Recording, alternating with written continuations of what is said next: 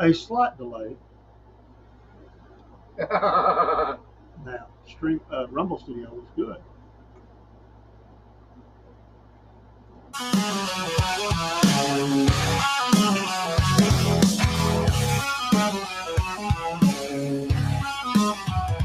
Dave and Dean roar each week, spin the wheels, engines speak.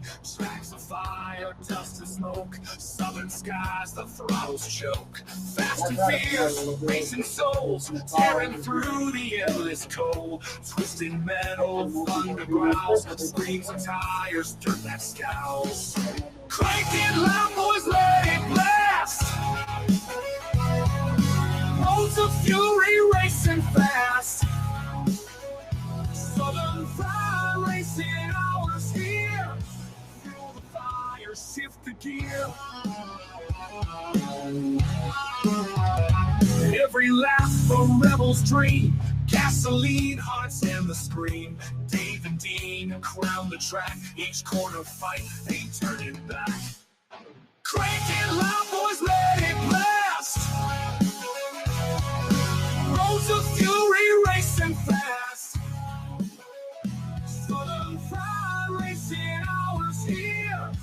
Fuel the fire, shift the gear.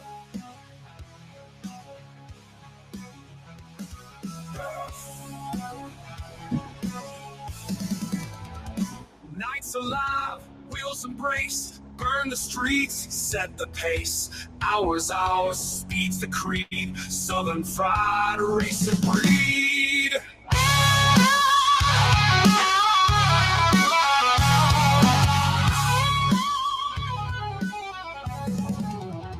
Southern Fried Racing hours here. Fuel the fire, shift the gear.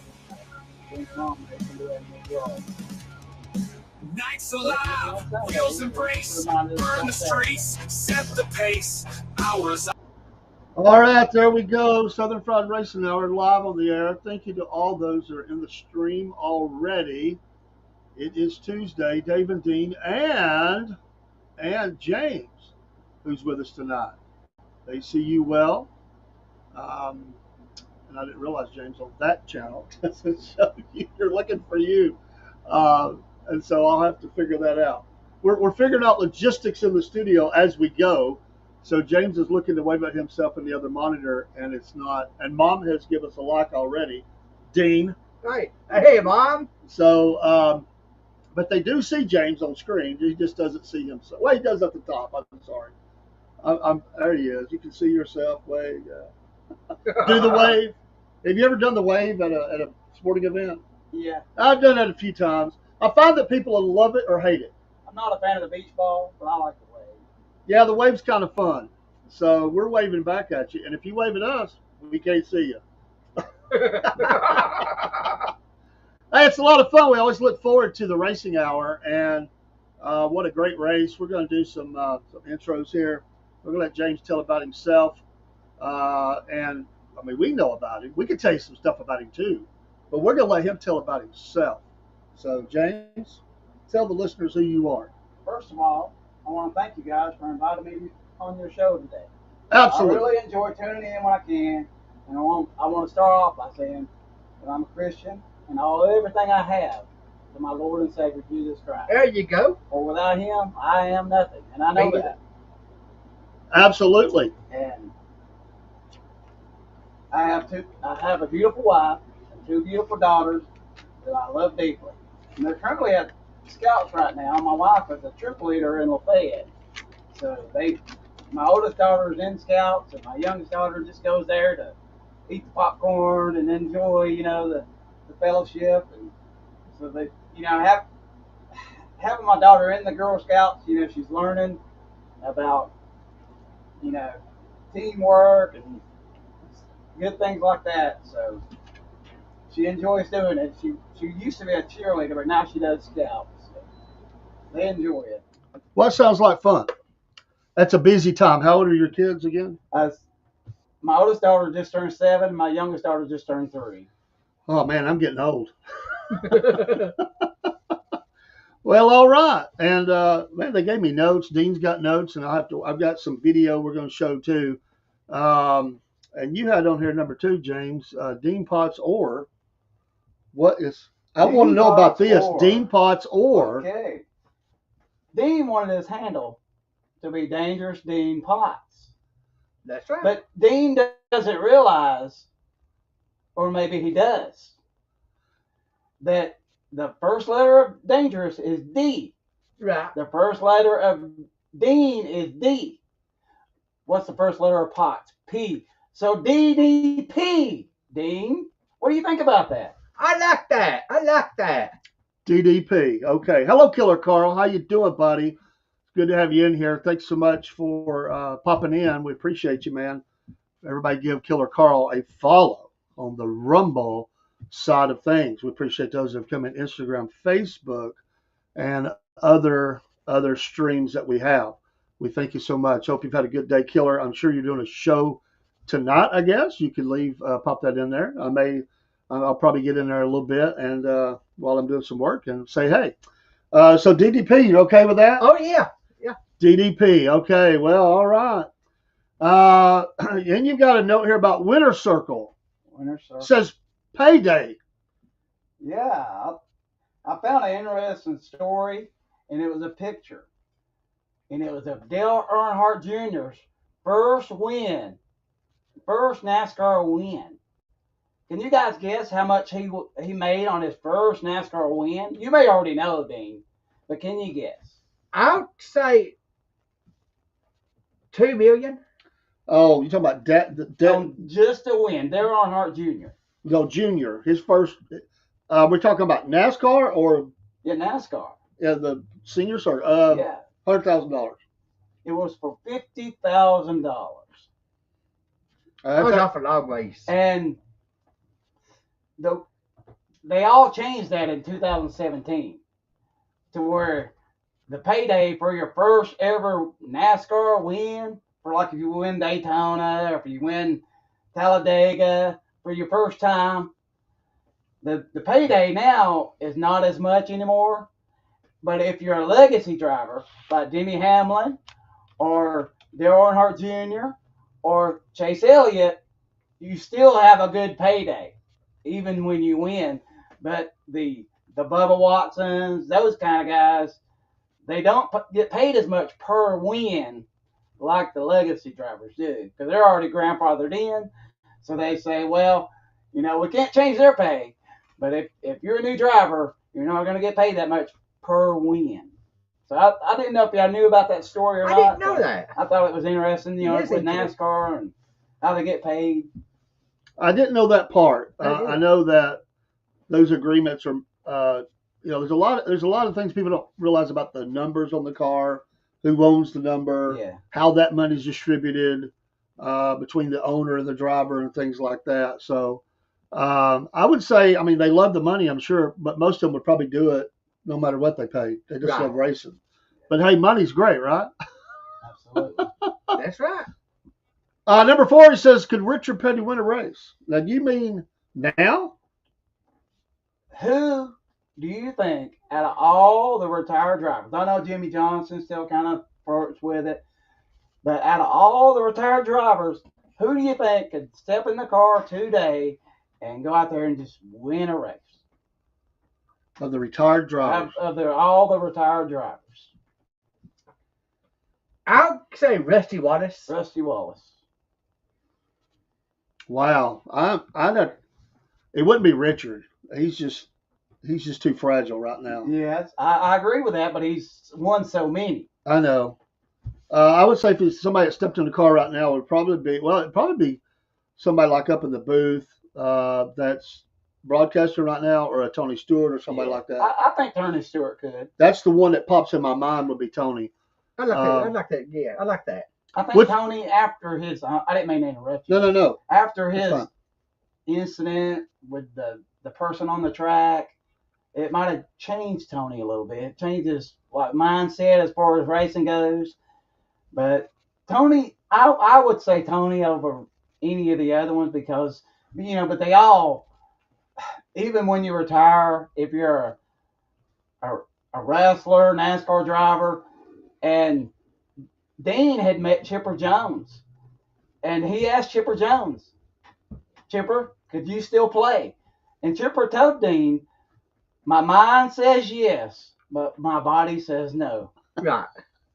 Yeah, absolutely. That's a lot of us right there. Yes. My mind says I can do a lot of things, but then My body says no. the body says no. And it would be an interesting thought, though, if we could have a senior circuit Yeah. with all these retired drivers. Yeah. Slow the cars down a little Kind bit. of put bumpers out there. Where Yeah, they you get got- hurt, Yeah, I tell some like bumpers. that. Come on, NASCAR, Cowboy, do that. yeah. That would be pretty cool. People would watch it. People would tune in. They would watch it. They would watch it. Number 5 on this list is what's up with Chase Elliott. Dean, what's up with Chase Elliott? I don't know what's going on. I can't figure it out. Dean, do you think Chase, he had a serious accident with it, snowboarding accident? Yes. It did not involve racing. Yeah. Tiger Woods was dominant in his sport until his car accident, until his personal problems. And now Tiger Woods may never win another golf tournament, yes, much less a Masters or anything like that. And he had won the Triple Crown. Right. He had won 3 in a row, 4 in a row, just not in the same year. And but Chase, do you think Chase? I mean, I haven't given up on Chase, I ain't either. but And Mom hasn't given up on Kyle Busch. There you go. when will Dean give up on Chase? That's what we need to know. I don't see that happening in the near future. No.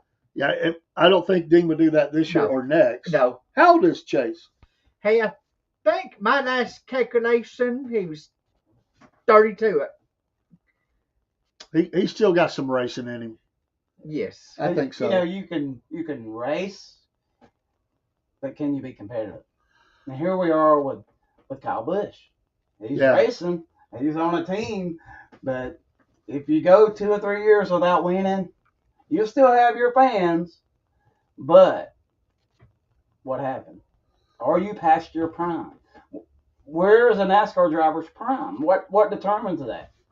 I think Chase's snowboarding accident slowed him down. I think it put it into his mind to where he's scared to go back out there, race like the devil's behind him, because he's scared to get hurt again. I think that's what. Well, and it could take a while to get over something like that. Yes. Yeah, broken leg. Yes. You may need that leg. That's To right. be your dominant leg, that That's you right. use. You start right. having a family, wife, kids, But I think in NASCAR, I think that they can race really if they've got the car and the team and the motors and all that. I think they can race competitive up till close to 40. I think after that and some can't get that far, but I think many could. I mean, Dale Earnhardt was racing really well at his age. Yes. He was. Yes. He was as dominant as ever. He was still a threat to win every week at his age when he got killed. If you go back and listen to Earnhardt interviews, the Hans device, the other things that we're trying to do in NASCAR at that time to make it safer was just, to him, was slowing him down, man. He just wanted to race, bump people, and just enjoy his sport. So, but he was still a good driver, in his 40s. So they can do it definitely. Well, it makes me feel good. And I haven't seen 40s in a long time. I'm right behind you.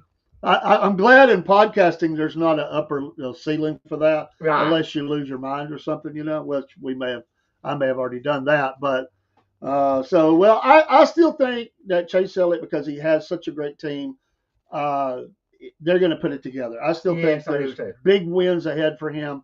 I'm not a Chase Elliott fan, but I'm not a hater either. I think he could still do it. So I do too. I haven't given up on him this year, but I want him to see it. I want him to get his first win. I want Kyle to get his first win to kind of get that confidence back that they're definitely needing. They're searching for something. Hendricks Motorsports is chomping at the bits for Chase to get it back on track. Well, and it's making him look worse because Larson is just tearing it up so much. Yeah. But when you're on a team like that, and I don't know how Jeff Gordon and Jimmy Johnson and Dale Earnhardt Jr. all were able to mesh together, because when you have egos and dominant drivers and all that on the same team, you either get along or you don't. That's right. Apparently, they all got along very well. Yeah. And will William Byron overtake Chase? That's my question. That's what I'm scared of. That's why right now in my heart, I'm scared that's going to happen. Because, you have Chase as kind of the top dog. Yeah, right. But William Byron is right there with him. Oh, yeah. Zach Darson's right there, too. Yes. Well, I was just fixing to say that some of the young drivers are making a lot of the older drivers look bad. Yes. Christopher Bell. They are hungry. Yeah, right.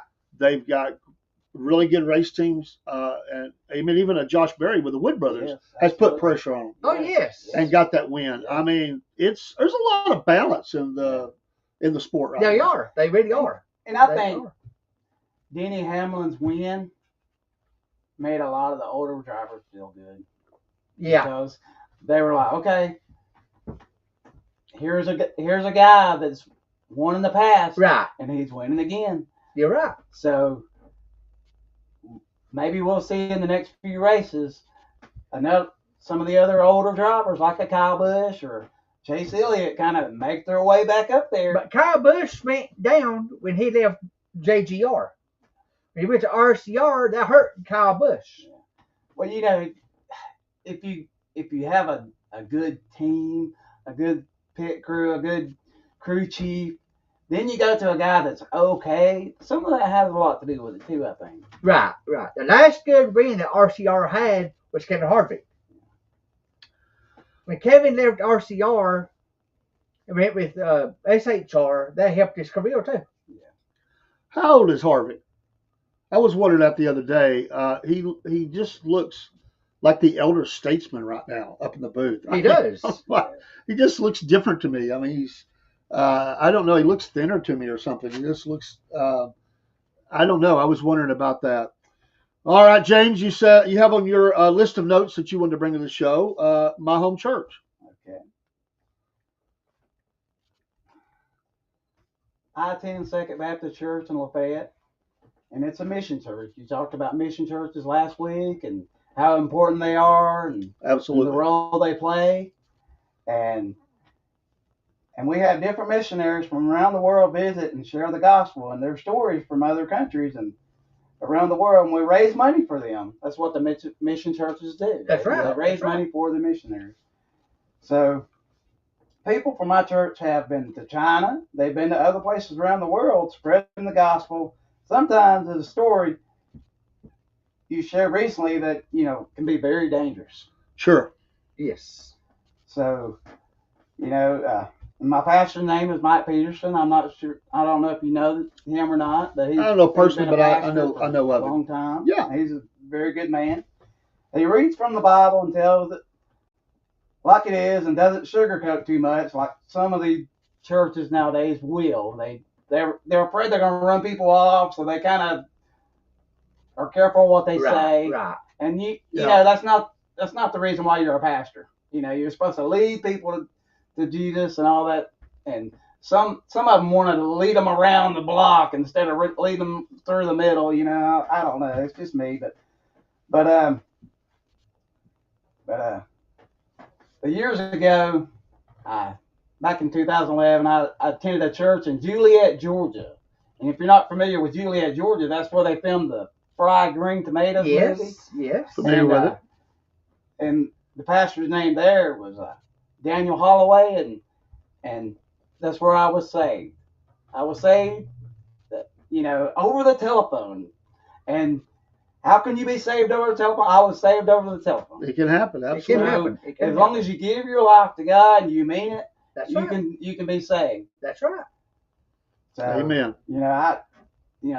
We're still good friends today, and if I needed anything from Daniel, he would pray for me or counsel me, give me advice or anything. So I'm very thankful to the pastors. And what I was going to ask from you, would you like to share your church and your pastor and all that? Yes. I go to the Bible Baptist Church. My preacher is Brother Ricky Gravely. I've been going there since, I'll say, 93. It's a good little country church. And like you said, our preacher preaches for the Bible. He don't sugarcoat it. He lays it down. Just like it is. I know him. He is a little fireball. No doubt. No doubt. Great church. We've been in different meetings before over the years. And I mean, everybody among the preachers, most people, you know each other, especially in the same area. And I want to say, to the reference, the missionary that's missing, they are holding for ransom, which has been common over there. So y'all keep praying for him. There's a pastor that's keeping everybody updated on what he knows. Pray for that man's family and his church there in South Africa. It's very traumatic, and just pray God get the glory and he'd come home safe. All right, moving along. James, you got this note down here, politicians. Politicians. Who is your favorite current politician? My favorite is Senator Kennedy. From Louisiana. You can watch this guy all day and just, man, he's so funny, but he tries to be funny. He sits around and just writes material all day long, because when he goes on Hannity or other shows, man, they're like, man, we don't want you to leave, man. We're having such a good time. Listen to you just talking a different way than a normal politician or senator would, because some of them, they want to just, talk around. But he's like, okay, let's have a little fun with this. So who's your favorite politician if you had to pick one, Dan? I'm going to go out of my timeline here. I would say my favorite president that I would ever read about, yes, would be President Kennedy. Well, our current politician. Could you pick one? No, I can't. No favorite. No favorite. I like Kennedy. He's a funny guy. He took a little heat. He took a little heat for a couple things, but he's mainly stayed on track with some stuff. But he certainly lays it down. And I think James has got NASCAR jokes. Let's see what he's got, Dean. While he's looking, let's now look. Kevin Harvick is 49. Okay. Not bad. I thought he was a little bit older, to be honest. He could probably still win a race. He could probably do it. I started to pick him earlier, but I thought he actually, I don't know, I thought he was in his early 50s. He just has that look. I don't know. Can't pick your age, though. No. Well, sometimes when you're 40, 49, you feel like you're 39, but sometimes other times you feel like you're 69. So it's just really how NASCAR has a toll on your body and everything else. That has a lot to do with it too, because those guys have to be in tip-top physical condition to get in that car. That's right. Chase Elliott, as another look, he's 29. 29. Okay, still not 30 yet. So right. And a lot of sports, when you hit 30, that's kind of your prime. Football, baseball, just depends on where you play it. If you're a quarterback, you can be a quarterback until you're 45 if you're Tom Brady. That's right. So the 30 is a good, 29, 30 is a good age. Yes. Okay. So my jokes here. All right, here we go. Why do NASCAR drivers make terrible comedians? You got any guess, Dean? They talk too fast. How about you, Dave? What do you think? I don't have. Because they always rush to the punchline. Oh, okay. Drag out the punchline. You don't want to just, All right. How does Chase Elliott stay cool during the race? How does he stay cool during the race? You watch a lot of Chase Elliott. Yes. I would say throws water on himself. What do you think, Dave? Oh, well, they wear the, I know this is a joke, but they wear the cool shirts, you know. Well, he has a lot of fans, so his fans keep him cool. These are little corny jokes. No, but they're good. They're good. Okay, my last joke. Kim Buckner's saying hello. What's up, guys? So, well, you have to ask her what she thinks about these jokes Kim. when you see her. All right, let's go to the next joke. My last joke. Here's the drum line, okay? Okay. Why did Carl Larson bring a stopwatch to the race? To see how fast he is. What do you think, Dave? To stop time so everybody else could catch up. Because you wanted a second opinion. Oh. Wah, wah. But hey, they're jokes, right? Right. Yeah. I like it. I do too. Some of my best lines used to be at the elementary school, and I'd take my grandkids down there and I'd listen to little kids tell me these jokes. There was always one or two kids come in with all these jokes. I'd use them, and people look at me like, what? Then laugh at them, though. All right, Mount Rushmore. You got a Mount Rushmore here. I love the Mount Rushmore. Let's talk about Mount Rushmore. Who would you guys have on your Mount Rushmore comedians? My four would be Mo Howard, Curly Howard, Larry Fine, and Don Knotts. The Three Stooges to this day are just legends. Oh, and they yes. will live on forever in the little kids' hearts, and it's clean slapstick comedy. Oh, yes. And, when kids are at a young age, you don't mind them doing all that, so it's fine. But Don Knotts as Barney Fife is just the legendary. Oh yeah. TV show part. Yes. And when he left the Andy Griffith Show, you just felt so sorry for that guy if you were in that era of time, because nobody could replace Don Knotts on that show. No. And the color episodes, I can do without the color episodes. I can too. I think most people can. But the first 5 years of that show was just, I could watch them every day. I could could watch them every day. I can too. So say those four again. Don Knotts. Don Knotts and the Three Stooges is my and then the Three Stooges. So what do you think would be your top four comedians on the Mount Rushmore, dude? Top, Tim Allen. Tim Allen, okay. Very good. Yeah, he's a good one. You put me on a spot here. Well, yeah. I gotta go with you. Okay. And say the Three Stooges. All right. Okay. That's without a doubt. Yeah, Tim Allen's very funny. Oh yes. I haven't watched his new show, but he has a new show with yes. the lady from Two Broke Girls. But I haven't seen that one, but I'm sure it's I like it pretty home good. improvement, Yeah. Cool. What do you think, Dave? Well, I would agree with Don Knotts, and I like all the ones you said, but I'm a fan. I don't like per se stand up. I'm a fan of physical comedy, and so I'm a big fan of Jackie Gleason back in the day. Oh yes. Absolute genius when it comes to comedy, Yes. and the great Carol O'Connor was yes. tremendously funny with his physical humor. Yes. Falling down, the looks he gave, stuff like that. And a fourth would be Jonathan Winters, who I just loved. I still go back and watch the old Tonight shows when Jonathan would come on, especially with Robin Williams and stuff. Just classic. So that would be my Mount Rushmore of. There's some others I could think about, but that's the ones that come off the top of my mind right now. So very good. Good stuff. That's great. Another one says Facebook dolls. That's interesting. By the way, Mom said she thought it was cute, too cute, about Chase Elliott. Have you guys seen the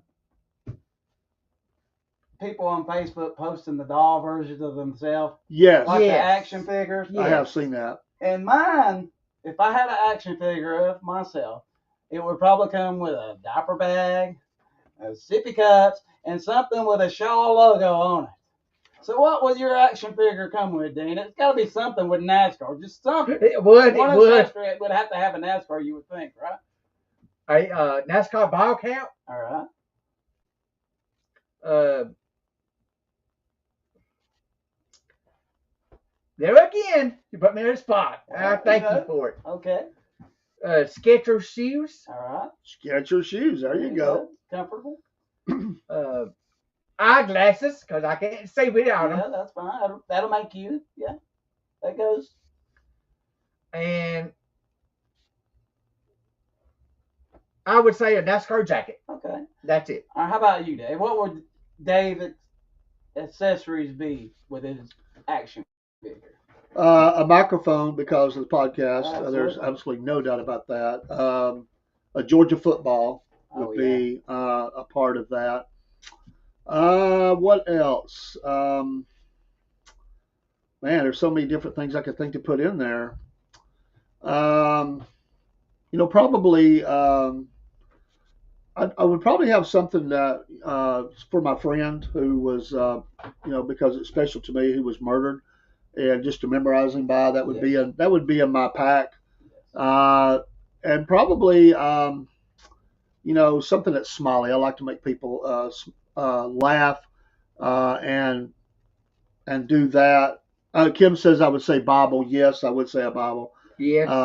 But I was trying to think of, because there's several things in there, so I was trying to go around. I would have something to make. I like to encourage people, so it'd be something that would encourage people, which the Bible would do. Yes. It would certainly be a Bible, absolutely. So yeah, I could probably think of a couple more things. I but, can too. Yeah. and I guess I don't know how I would put it in there, but be something about being a fun grandpa, because I like to cut up on my grandkids. Yeah, people who know me would say something about Georgia football. You know, Yeah. I would have a Chubb jersey as one of my shirt accessories or something like that. So, yeah, they would definitely say, "Now you got to put Georgia in there, James." Right. That's So what I'm thinking. if you're decked out in NASCAR, that would be the Dean Dog. Hey, I like that. I like that. Yes. That would be it. A couple more here, then we'll save a couple, and we'll get Dean's notes. We'll do videos. We got a couple videos, and we'll do Dean's notes, and then we'll come back. Would NIL pay to race work in NASCAR? Yes. Seems to me that with the Carson Beck drama and the Tennessee quarterback drama, do you think NASCAR will ever do something like pay to race, or would that even be possible? Maybe at lower levels. I don't think it would be on the big circuit. Right. Maybe at lower levels. Yes. You're paying somebody to kind of hold on to talent. Maybe. I don't know. I don't know how that would work, to be honest. But I would think that it would be something like that. Just my opinion. I think that the NCAA are finding out that they jumped the gun on the pay to play, because it is so messy. You got players that they want to just go in there and collect the paycheck. Some not even go to college or study or go to school. If you look back at Zion Williamson, the way he was, Yeah. where he went one semester and he was able to leave school.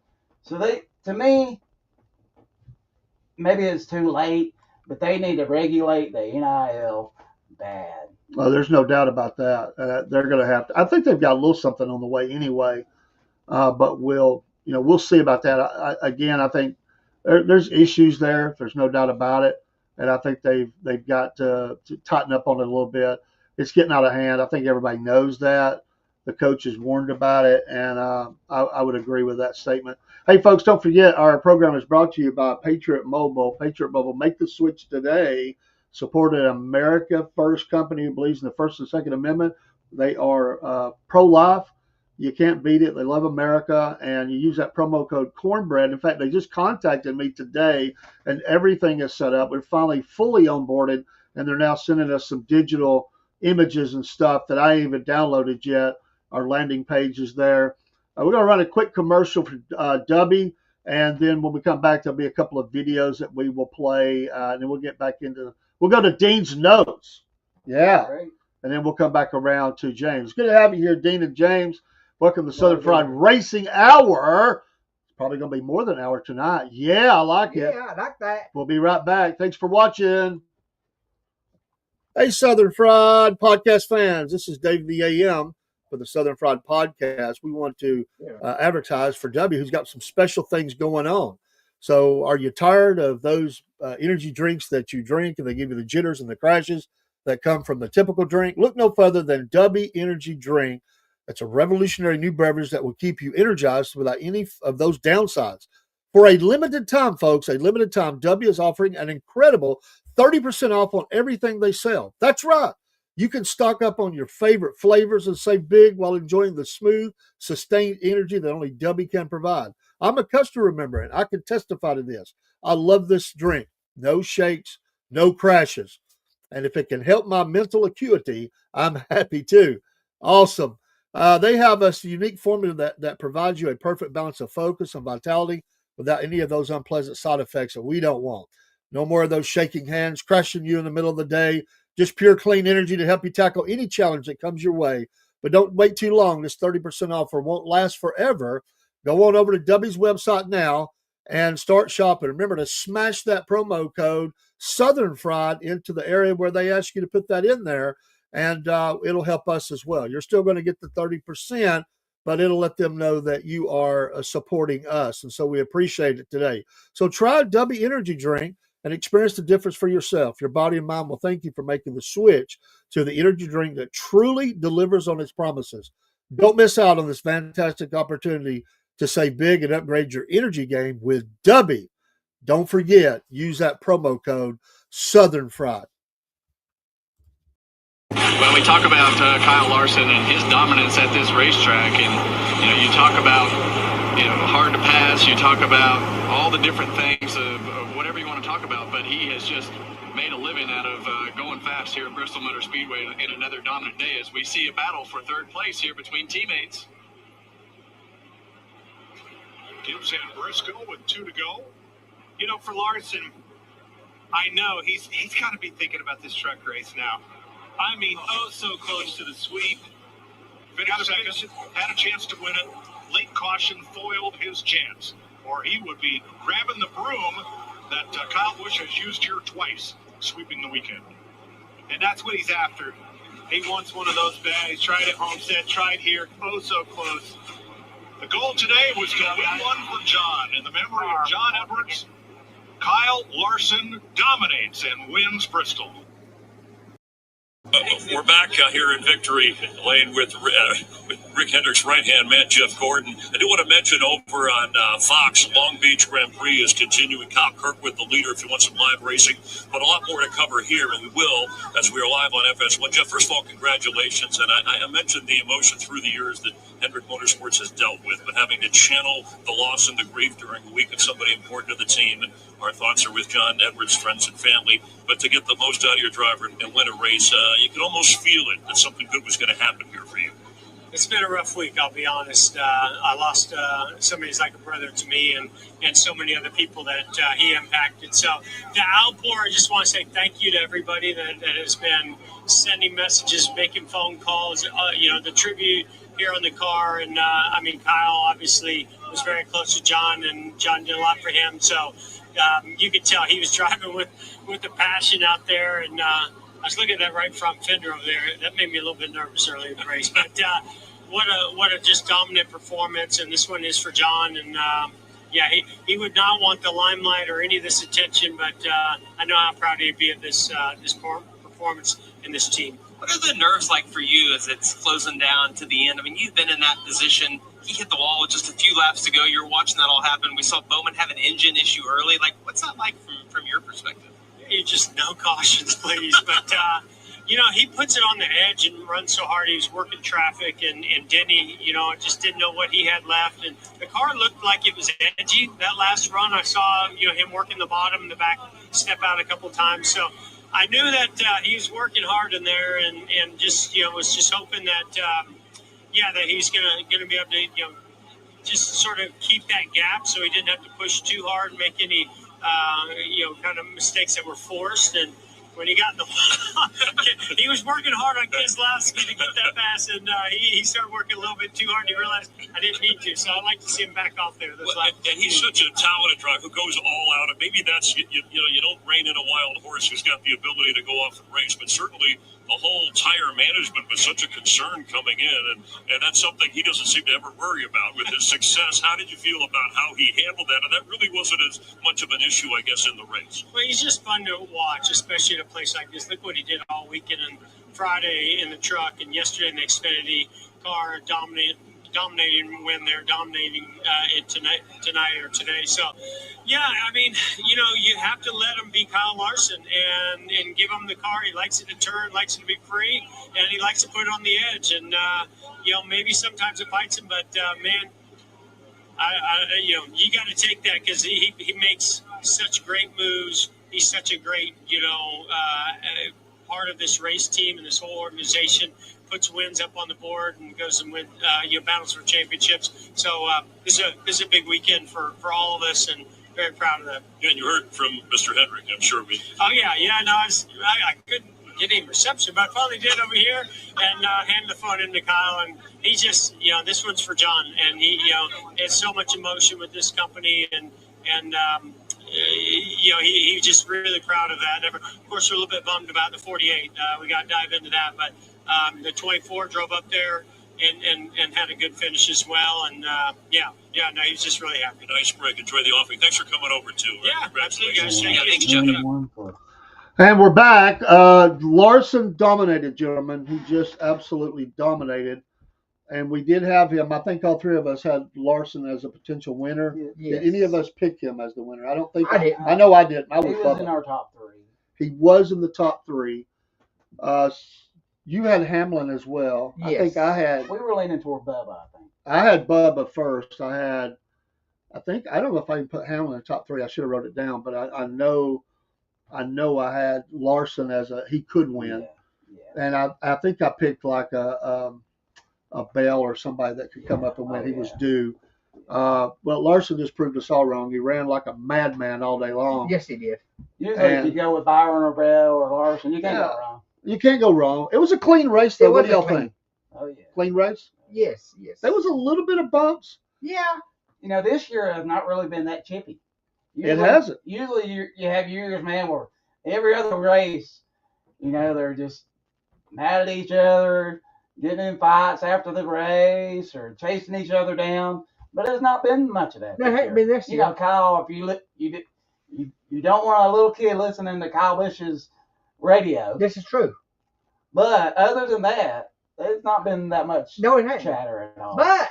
But the summer ain't over yet. It's gonna get hot. Yeah, the temperature's gonna flare. Yes. Tempers will flare in the heat. Yes, you're right, Dean. It's going to happen. Helmets will be thrown. It's bound to punches happen. will be thrown. Oh yeah. We may never know this, but NASCAR may be sending a note, passing a note to people saying, "Hey, a little more excitement, please. Do something, please. Up our ratings, please." So we'll see what happens with that. The on that note, the attendance I would put at 60-70%. It wasn't a sellout. It wasn't a sellout. No, it wasn't. But all the way around the Coliseum, it was a lot of people. So I could be comfortable with about 70% full. Y'all think that's about pretty close? Yes. A little less, a little more. Yes. Yeah. But Bristol used to be the track that you could get tickets for. Oh, they passed within 2 years. I would say NASCAR would want them to be at least 90-95%. Oh, yeah. And maybe later in the season, they do 2 races at Bristol. They do the night race. Well, the night race is kind of the marquee race. Yeah. The first race, things like that. And so I would anticipate Bristol night race being a sellout. My brother's been there. My oldest brother. I have too. He's been to Atlanta. He's been to Bristol. I've never been to a NASCAR race, but I would always like to go. And I would love to go to Atlanta at least. Of course, you could see more on TV. Yeah. But you go to a NASCAR race, it's the excitement of it. It's the adrenaline of going. A lot of people don't realize sports are exciting on TV, and part of that is because it's the commentators. Yes. They're good at their job. Yes. But if you go there, you hear the guy over the PA, and you're like, where's the announcers?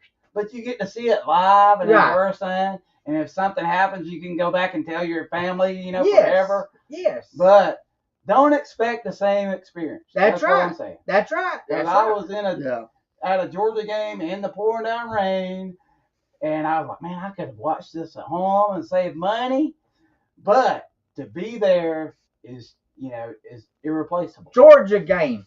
Tell us about your shirt there. Tell us about my shirt. Well, let's get to your notes, and I'll talk about my shirt. Okay. All right, folks. Dean's Notes is brought to you by Mammoth Nation. Become a subscriber today to Mammoth Nation.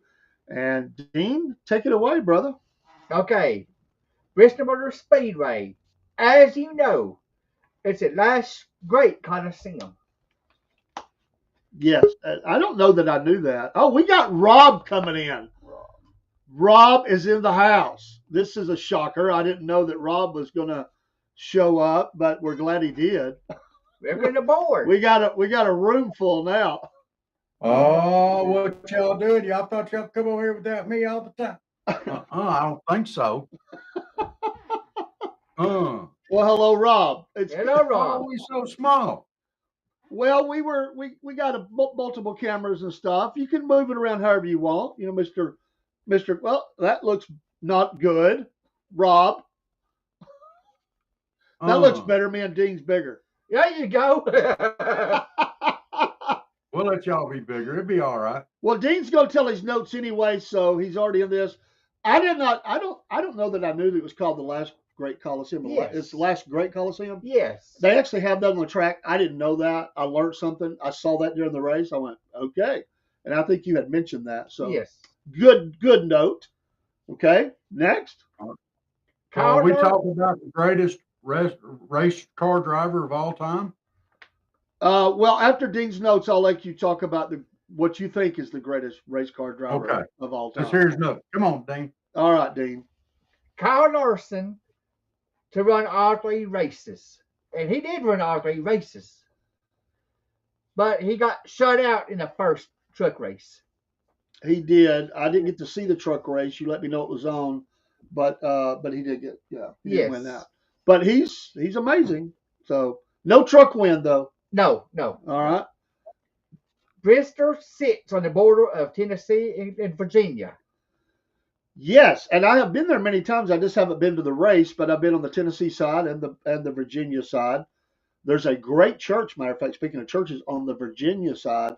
I mean, a very good church. There's probably a lot. So don't get mad at me, folks, if you live in that area. But there's a lot of great churches. But there's one right across there. I actually took some information to them once when I was in the area. But they kind of share the border. It's kind of like, hello, Miss Jennifer. It's kind of like Las Vegas, you know. That's right. With Bristol, you can be walking down the middle of the street and be 1 foot in Tennessee, 1 in Virginia. Okay. Chandler Smith won the truck race Friday night. That's the one that shut Kyle Larson out. Well, then they must have run a heck of a race. It was a good race. Okay. Kyle Larson won Friday night, won the Sunday, and the Saturday night race. He's on a tear right now. Oh, yeah. We'll get to picks later. It's going to be interesting to see what y'all think about Talladega. Oh, yeah. All right. Any other note? No, that's it. I was just wondering, if you were on on that border, which state do you prefer to have your foot in, Tennessee or Virginia? If I'm going to the race, it could be Tennessee. Okay. James? I caught him off guard with this one. Probably Virginia. Rob? I'll try to bypass Tennessee as much as I can. Look, if it was Tennessee, I'm pretty. Virginia. We went to visit Mount Airy. That's the home of Andy Griffith, you know. So yeah. I'm a big Andy Griffith Show fan, as you know. So, and it's so close to Virginia. And I told my wife it was pouring down rain, but I said I've never been there. I want to visit Virginia. So she was like, okay, let's go. So at least I was able to cross the border and go into Walmart. And oh, Lord. So, right. Let me get Robert's answer. Rob, which state? If I had to put a foot in Tennessee, I'd be afraid I was stepping in something. He said he'd be afraid he was stepping in something with Tennessee, so he's voting Virginia. Are you, James, are you one of those people that goes everywhere you go, you got to go to Walmart? No, I was looking for something with Virginia on it. Something I could take back home. And you think that's a truthful answer? No. I know it's not a truthful answer, and I know why. Because you had your wife with you, right? Well. Oh, look at the face. He's getting red. We called him out. You could call him out. She was just along for the ride. Oh, just along for the ride. I gotta go home, you guys. All right. I can't talk about the white much today. If you're scared, say it. Jen said Tennessee. Trouble. What'd you say, Rob? Jen said Tennessee. Yeah, Jen said Tennessee. So. Yeah. Oh my goodness! All right, this is perfect timing for Rob to come in because but back to James's notes, and we'll get to the standings and everything in a minute. Because Rob was a wrestler. I don't know if you knew that, James. Rob was a I wrestler. didn't know that. Let's see, Copperhead. John Copperhead Remington. John Copperhead Remington. He can't hear you. We got to get another headphone for him in the studio, so that's why we're saying it again because he can't hear you. Mm-hmm. But he's got a note here: pro wrestler question mark. My second job. What the heck does that mean? Well, you know, before I worked with you guys, I worked at another shop in Calhoun, Georgia, and in 1996, I was 19 years old, and I joined a wrestling school. My love for pro wrestling started in the early 80s. My brother was a huge wrestling fan, and his favorite wrestler at the time was Tommy Wildfire Rich. Yeah, you remember him. Yeah. You know, he had this little run, he had the NWA championship, and they were like all about Ric Flair. But I grew up in a small town called Adairsville, Georgia. Most people around here know of Harry Thornton. Yeah. Yes. The local wrestling for me was around Rome, Georgia. So I knew those guys, you know, watched their shows. There's good wrestling down in Rome. Yes, absolutely. Even I know that. They had good shows back in the day with the NAWA and all that. But you know, back then, wrestling had territories until Vince McMahon started poaching everybody's talent, and you know, then they all hated Vince McMahon for doing that. But most promoters would share their talent with others and move guys around like Andre the Giant.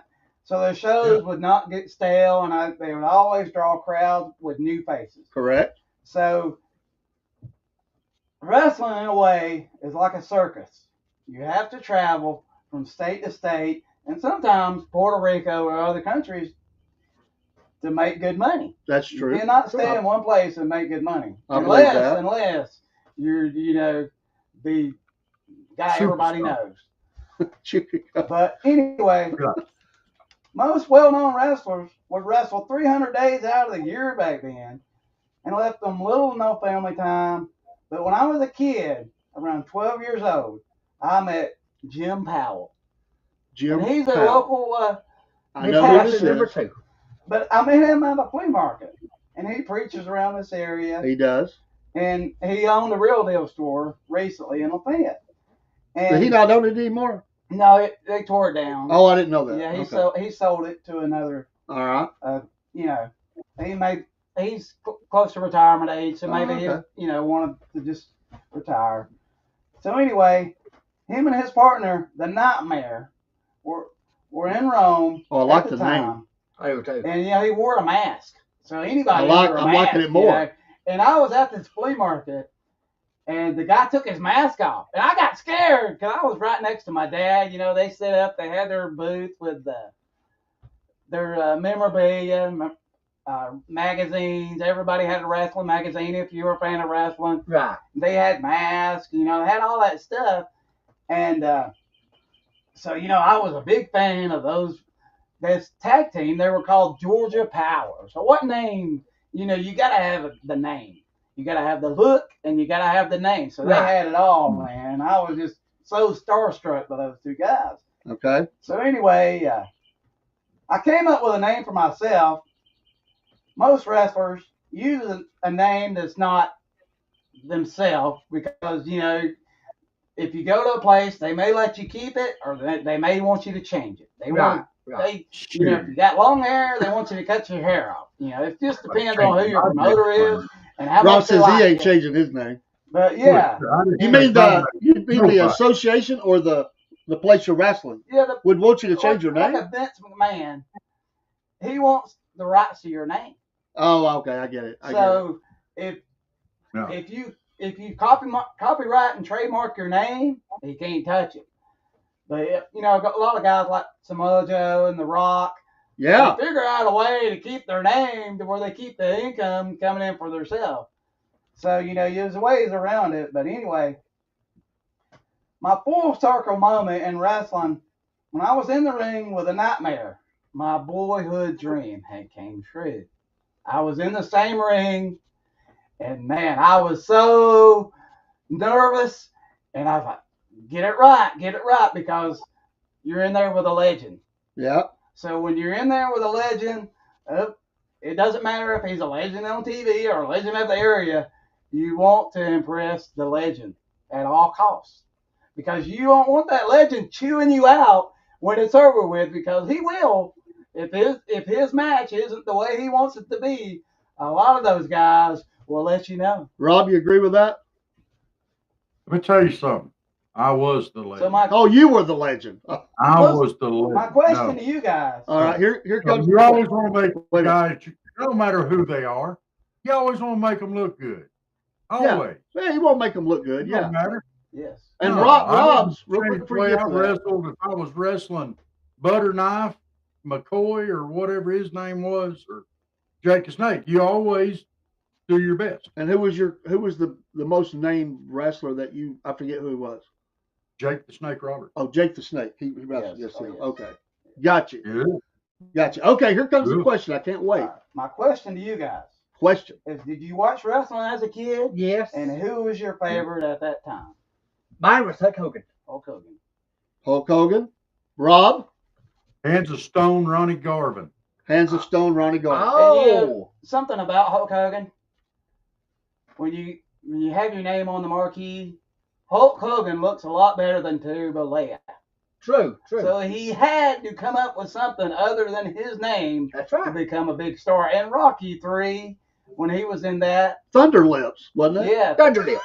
Yeah, when he was in the Rocky movie. Which sounds like a great name for 3, Rob on the podcast. You know, he knew he struck gold when he was on Rocky. He was so much bigger than Sylvester Stallone, and he got the big head. And he's like, yeah, I'm a star now, so you're going to treat me like a star. Okay. So Vince Sr., if you don't know this, Vince Sr. did not like Hulk Hogan. Okay. He would not have used Hulk Hogan. So Hulk Hogan went to Vern Gagne in the AWA. All right. And he had his Nick Bockwinkel, and he was the legend, and he was getting older, in his, maybe in his 50s. So you have to pass the torch. You have to pass the torch eventually. Yeah. They do it in every wrestling promotion, but some of the guys that have the torch don't want to give it up. They do not want to give it up. But when Vince Jr. took over for Vince Sr., he saw money. He saw Hulk Hogan. He saw Andre the Giant. That's right. And he said, I got something I can work with. That's right. And with WrestleMania 3, they were all rich from then after. Oh yes. Yeah. So, since we're there, and you didn't have this down as a note, and you said your favorite, and mine would have been, I guess, because it goes back to my early childhood. I was 7, Tojo. Young Tojo, yes. I mean, it just stuck in my head. Yeah. I mean, I'm not saying it's the best. I'm just saying that was my favorite. Rushmore of wrestlers. Go, James. If I had to have a Rushmore of wrestlers, I mean, there's so many you could pick, but to me, Andre has to be Andre, first. Yeah. Because there's a lot of giants, but there's only one Andre. If you ever met Andre, your hand would not even come close to his hand. No. I mean, you would look like a midget or a smaller person next to Andre. Anybody would. Yeah. So he just towered over everybody. He could hold a can, and you couldn't see the can in his hand. That's how big the man was. So Andre has to be number one. And for star power, you got to go with Hulk Hogan. Okay, Hulk. And number 3, you have me. A lot of people don't like his views. They didn't like him as a worker. The Ultimate Warrior. Ultimate Warrior. Ultimate Warrior, just to have him come out there and do his little spot for 5 minutes. You're like, man, he just pumps you up the way you wanted to be pumped up as a kid. All right. You couldn't understand his interviews, but as far as all the other showmanship, he had it going on. So my 4th, that's my hardest one. My 4th one would have to be Ric Flair. Ric Flair. Because he has a legacy now. He has a daughter in the sport, but Ric Flair could wrestle all night and not be tired. And not many wrestlers can say that. Yeah. Because, you go an hour long in a match and you're so tired. But Ric Flair could still go. And when Ricky Steamboat came back to NWA and they had their feud, Ric Flair was so happy to get Ricky Steamboat back because he could go with Ric Flair and put on a match and just make it look like $1 million. All right, Rob, Mount Rushmore of wrestlers. I'm sure you're going to say Hands of Stone, Ronnie Garvin. Well, yeah, but also for the centerpiece, you got to have Andre. Andre, yeah. Andre, centerpiece. Yes. Yes. Absolutely. Yes. And right beside him on the right, you got to have Hands of Stone, Ronnie Garvin. Okay. Ronnie Garvin. Got to. You just have to. And on the far left, you got to have Dusty Rhodes. Dusty Rhodes. Yes. You got to throw Dusty Rhodes you couldn't talk. Yeah. And you can't have wrestling without Dusty Rhodes. Okay. You just absolutely can't. And on the far right, you have to have the all-time, the one, the only intergender wrestling champion, Andy Kaufman. Andy Kaufman. And Kaufman. Wow. Oh, Lord. I knew when you said that. I knew you were going to say that. I did too. All right, Dean. But if you want to go with somebody other than Andy Kaufman on the far right, Yeah. on the far right, then I'm going to have to throw out Sting. Sting. Okay. Sting. All right. That's fair enough. That's a good Dean? Ric Flair. Ric Flair? Of course. Sting and Ric Flair. Ah. Good choices. Woo! Let's see. Ultimate Warrior. Ultimate Warrior. Yes. Sergeant Slaughter. So that's 4. Yeah. Yeah. Okay. You have any like a 5 and 6 that's almost there? No. No. No, he's a full Rushmore. That's it. Okay. I mean, with any Rushmore, it's like with NASCAR. You got those 4 that I mentioned the other few weeks ago. Then you could put a Cale Yarborough or somebody else like in there that you liked as a driver. That's your personal favorite. So there's a 5 and 6 and 7 and 8 with any Rushmore, but with your top 4, most of the time it's somebody you were a fan of, or somebody you knew, or somebody you had to turn on the TV and watch them every week. All right, Rob, what was you saying? Who's your Mount Rushmore for tag team wrestling? All right, 1 minute. Let me get mine. Mine was Andre, Hulk. I'm going to go Ric Flair, and I'm also going to go Mr. Wrestling number 2 is mine. $1 Million Knee was. I will go there. All right, Mount Rushmore of tag teams. Tag team, Mount Rushmore. I don't know enough about the tag teams to have one, so I'll stay out of this. Tag teams, well, give us yours, Rob, because I honestly don't.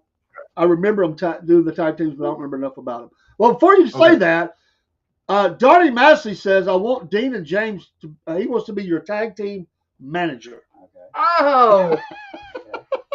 Donnie, do you really think you could manage these two? I doubt it. All right, Rob, go ahead. Well, in the centerpiece, the Road Warriors. Road Warrior. Yeah, Road Warrior. Yes. Definitely number 1. Yes. Right beside them, and almost on top, the New Zealand Sheep Herders. Oh my gosh! New Zealand Sheep Herders. You talk about putting on a show. Them guys put on a show. Okay, and let's face it. That's what at the end of the day, that's what wrestling's about. It is a show. Them guys put on a show. It is a show. Were amazing. All right. Right beside them, you got to have on the left side. You got to have the Russian number 1 and the Russian number 2. Russian 1 and 2. Way back in the golden age. Mm-hmm. All right. You got to. All right, we're gonna pull up. There's Dean. I got to put him up for his posse so everybody can see him. There's your winner. It wasn't as in the video. This was for John. It was tough that they lost somebody. Yes. That was kind of a cool story that they were able to do that. And then he kept Hamlin out. Hamlin had a great race. He did. Here is the results there. Larson, and then Hamlin, Ty Gibbs. We'll just do top 10, but they're all on the screen. Briscoe, Blaney, Byron, who's hanging around. Yeah. Chastain and Bell. And, I think it was down, 19, Bubba Wallace. Mine come in. Mine was a dog. He didn't do good. And then you can see the rest of the results. The upcoming races beyond, we've got, of course, Talladega, but Texas Motor Speedway is going to be coming up. You've got Kansas Speedway and North Wilkesboro Speedway will be some of the races that's coming up. Wanted to give you that. And then this is the standings. Byron, Hamlin, Bell, Larson, Elliott. Yeah. Love dogging him out. He's number 5. That's right. And then Blaney Reddick, which it's surprising to me that he's there. Bubba Logano, who's still in the shadows. He is. And Bowman. Any thoughts on that? And then we see the rest of those, and we'll take that down. But I think that it was a tremendous race, a clean race. It was. The one thing I want to ask before we get to the winners for next week and closing is I've seen a report, something about Hamlin dogging on Larson. Did y'all hear that? No, I didn't. There was a sharp comment. I saw it in the news. He didn't like something that Larson said, and he told him, I'll say it clean, that he could pee off. We'll say it that way. We'll have to look that up. I don't know what that was, but something was said and it ticked him off. Probably because he lost to him. Yeah. Maybe he bragged that he smoked him. I don't know. I don't know. Nobody likes to lose, right? No. I'm sure they do a little smack talking between races. Well, I'm sure there's something going on like that. All right, winners for next race. We got Talladega. Wait, before we get winners at Talladega. Has anybody you've been to Talladega, Yes, right? yes. Did you go you didn't go on Saturday, right? No, Sunday. Okay, if you was, I was going to say, I don't want to hear another word about it because Mom's listening. Saturday night at Talladega can get a little wild from what they tell me. James, ever been to Talladega? No. I've never been. Rob, Talladega? I ain't never been to a race. I hadn't either. I've never been to a race. I hope to go this year. I'd like to go to Bristol. But Talladega is a super speedway. Oh, yes. It is, 2.5 miles? Yes, 2.5 miles. 2.5 miles. And odds that there is a major wreck at Talladega. I would say 85%. 85? I go 50%. 50%. I'm going to say 99%. I think it's a big wreck. Correction. I think the wait, biggest, correction, what? Talladega is 2.66. Oh, it's 2.66. Okay. Rob? the biggest wreck that's going to happen in Talladega this week is who's going to win. That's going to be the biggest wreck. Well, yeah. Yeah. I'm going to tell y'all who's going to win when it comes down to it, and y'all going to laugh at me. No, we won't laugh at you, Rob. We won't laugh at you. You're going to laugh at me. All right, let's talk about winners for Talladega. Rob, well, we'll save Rob's because I'm not sure where he's going with this, and he has that look on his face. So we'll work from the right over here to the left. James, if you're ready, Talladega. I think William Byron will win the next race. That's a good pick. He's competitive every week, seems to be. Yeah. And I think the Hendricks Motorsports are just losing a lot of sleep. They won't back in that winner's circle. So and to me, William Byron's our best driver at this stage of the year right now for me. But my top 3 would probably be Byron, Bell, and maybe Denny Hamlin. Because Denny's hot right now. Yeah, Byron, he is. Bell, can he stay hot? Denny Hamlin. We'll see. Okay. All right, Dean. I'm 50-50 on this. Is it going to be Chase Elliott or Jordan Logano? Dang, you took the words right out of my mouth, man. No, I absolutely was going to say that. Wow. So if you had to put her down right now, who's winning? I wanted. It's hard on him. The chase in him. Yeah, you're right. But I gotta say Joey. All right, who's your second? Chase. Chase, third. Tyler Reddick. Not a bad pick. I'm gonna go the same top 2. I'm gonna go Logano and Chase. I think he's due. He's really good on these big tracks. I think that team is I struggle with their setup a little bit on the shorter tracks. And I think you're going to see them their engines are great. Yes. I'll go them. Barring Rex, I don't know. Third, I'll go Byron because I think he is smoking it right now. I know Larson, what he's done. I just think he's going to get caught up in a wreck. He will. My gut tells me that Larson's due for some bad luck. Yes, yes. Yeah, I was thinking a few weeks ago that one of the veteran drivers, if you will, maybe Hamlin or Logano, they're due a win. And it was Hamlin first, and maybe now it's Logano, because I picked Logano a few weeks ago. So it wouldn't surprise me if Logano would win a race, because you know they usually do at least win one a year. So they're due. All right, Rob, who you got? Talladega. This ought to be good. It is going to be good because it's a dark horse. A dark horse. Uh-oh. Kyle Busch is winning Talladega. Oh, no. Kyle Busch. No. Mom. Kyle Busch is winning Talladega, followed by Hamlin and then Larson. That's really not a bad pick. No. It's kind of past. But I don't think Busch does it. But no. Your lineup is not bad. But he's going to do it. Don't y'all be hating on them Bushes. Y'all nobody like Kurt Busch either. And he's the greatest race car driver of all time. But Kyle Busch is past his prime. Kyle Busch is. Hey, your mama's watching. You better watch that. Kyle Busch is at the back door. He's leaving next year. Watch and see. He's going to win Talladega this year. Talk about your share. This year ain't over yet. Is there a race this week, or is it all canceled? No, there is a race this Saturday. Casey Kane is going to drive the number 33 car for RCR. Okay. At Rockingham. All right. This Saturday at 3:30. Well, Dean, because because Robert went out there, and Mom hasn't said, but because I know she would like for this to happen, and we said we would do it if he won in the previous race. Mom, if he brings it home, we're getting you something. It'd That's be a prize. right. That's right. Me and Dean for sure. We're in. And then, because he's going to eat crow on this. I will. I'm in trouble. I am in trouble. He's over the hill. You said that. And how old is Kyle Busch? Look that up, because y'all were talking about can a driver do it when he's 40. I would say 35.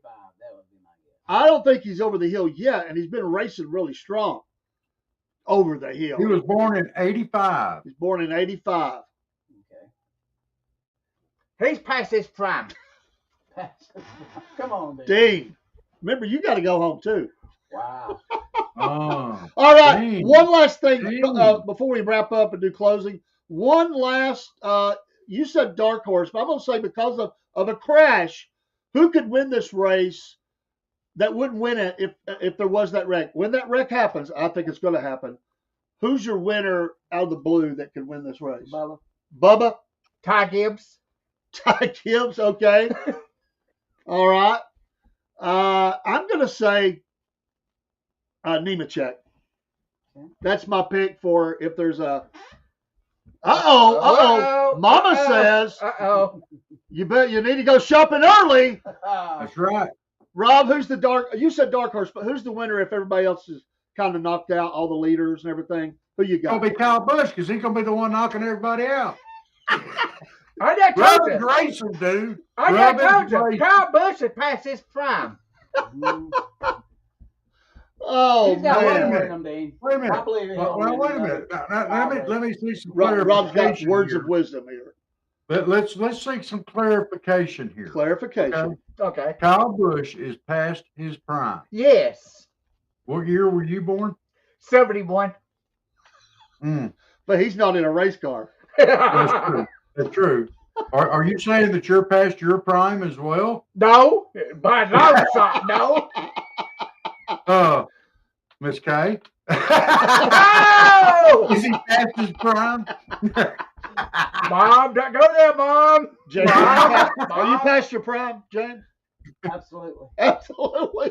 He's going. I am past. When you have kids over 40, I wouldn't advise that. You can't keep up with those kids if you're over 40. Kids over 40. All right, last thoughts. James, what you got? Hey, thanks for being here. You've been great. We've had a ball. And the race hour is extended, and I love it because that's what a good show does. Oh, yes. It goes a little further, and we said it would. But what you got, James? Last words. I want to thank you guys for allowing me to be a part of your show today. I had a great time. I learned a lot, as I do each time I tune in. It's a great show. You learn a little bit more about NASCAR that you may not have learned before. That's like right. Dean's mom and other people who may be a new viewer today. You You learn about their age or different things that you may not have known. That's right. That's but right. only a NASCAR aficionado would know these things like you do, Dean. So, but you will learn things by being on this show Yes. and watching this show. So I had a great time. Great. Are you coming back? I'd like to come back. Well, come back and be with us. If you invite me back, Yes. You're invited back. You are invited back. Well, thank you. And Rob don't need to invite. He can come in anytime he wants. Dean, last words. And watch out, Mom's listening because you've already said you're already in trouble here, buddy. This better be good. You might get some cold food tonight, there, Dean.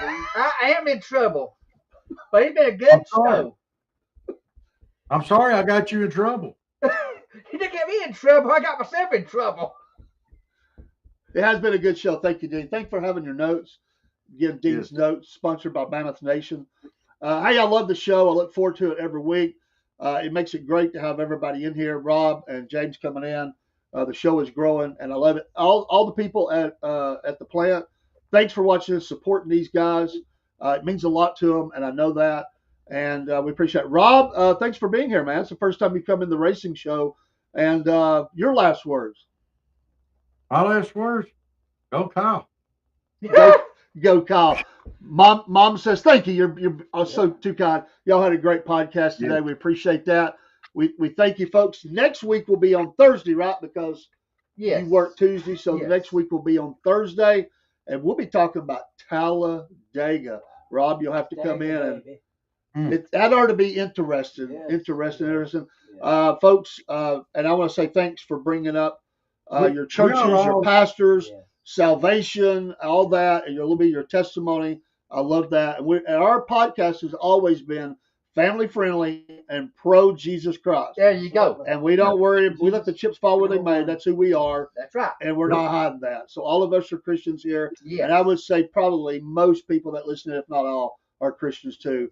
And so we're always going to lift up our Lord and Savior. That's right. So yeah. All right. Anything else, Rob? You got anything? I still think we all need to go. All four of us need to go down to Talladega next year and be on the infield so we can go topless. No, thank you. That ain't gonna happen. No, thank you. We're not going topless in the infield at Talladega. No, Come on, dude. No. All right, take us out with some music. Run our traditional song, whatever you want to do. And we appreciate you, folks. Southern Fried Podcast and the Cornbread Nation salute is what we do here at the show. And we'll see you next time. We're going to play a little music on the way out. Thanks so much. Well, I don't know which one you want me to play. You pick, brother. Our podcast. Me pick? Yeah, our podcast song. It's a great song. Our podcast song. You play it.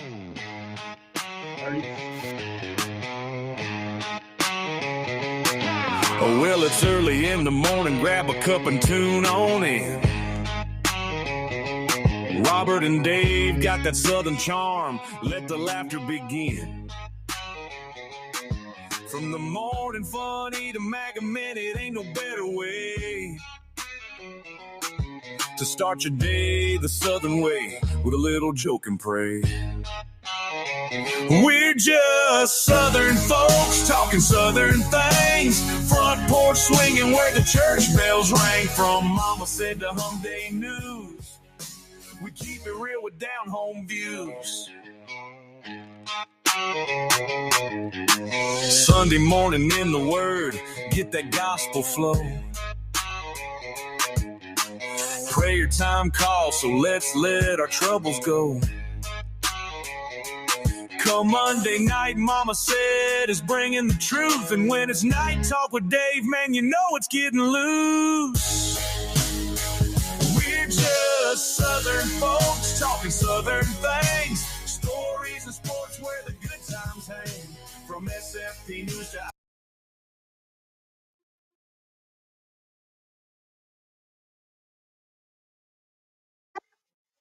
Oh, I can hear you now. I can hear y'all now.